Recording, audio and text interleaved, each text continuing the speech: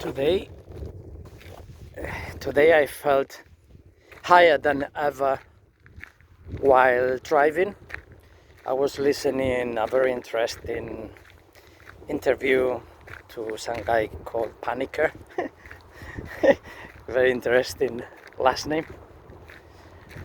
And it's the first time I've been aware, or I did it on purpose, meditating while driving, because I've been doing it all my life, but never on purpose. Yeah, so many people have it. When you feel like, hey, where am I? Where did all this time go? When you are in another dimension. Only if you felt, everybody has felt that one way or another. The interesting thing is when you feel it in many different ways, and especially when you are aware of that, and you can even do it on purpose. Oh my God, I'm going snorkeling with this horrible wind. Oh, snorkeling, an amazing way of meditation. Walking. When I went to Thailand, it was amazing because I knew many days I said, okay, this is the reason why I came. I went there for many reasons, but none of them were there. In there, I got the reflection, and I could infer or just bring from the supraconscious, from the cloud, from the Akashic registers, whatever they want to call it. It has no name. It's just for humans to understand what we people who can access to other perspectives, dimensions, call it whatever you want. It's nothing like that. It's just everybody has felt this in their life, which is not knowing about time. But I invented everything on my own. I haven't followed anything. So when I went to Thailand, and I didn't know that there was a walking meditation. Most of the people don't know if you are not into that. And I was not into that. I am not into Buddhism. But I went there to see what I could learn as technique. I didn't learn anything, just the opposite. I already brought many experiences because, so you can walk meditation. People were surprised.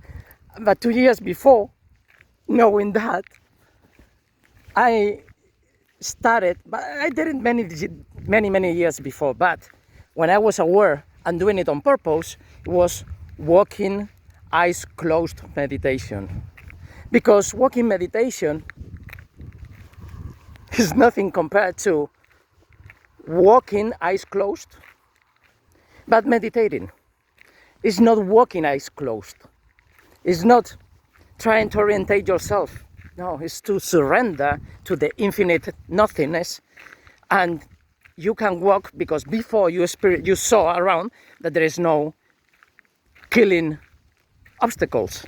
So your survival mode can be disconnected.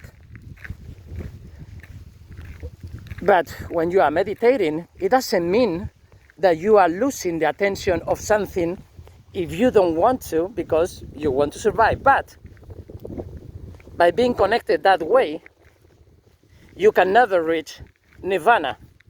Nirvana is when you are not connected at all with your rational and emotional world. Rational and emotional is just the two sides of the same coin. Where I'm living this life is much above that. So I'm not following any teachings, which is good. I'm not against that, but it will never take you here. And when I was listening to this Paniker in this interview, I learned so many things, but they are rational things. I didn't learn anything. I learned to put a name of something that I was complaining about myself, because I don't know how to put the best words into these feelings, into these experiences. And there is a word, hermeneutica, It's a Greek. Hermes is the god of the messenger. And what I am doing with migrant soul is just this hermeneutic thing, because migrant and journey and Hermes and Ulysses are all the same thing. You don't need to know all the philosophy and history of or the religion to know better than the people who are writing about it what it is heaven, what it is nirvana. Because even though they are at different levels, if you think one is better than the other, it's because you don't know which one is the only real one. The only real one is when you know it, when you are so true to yourself that you know it. So you have to break all the mental barriers in order to accept that the paths are always unlimited. If you don't feel that, it doesn't matter how much you learn, how much you read. You must be on the other side to live that life, and maybe you can pretend you are like the rest of the people from time to time.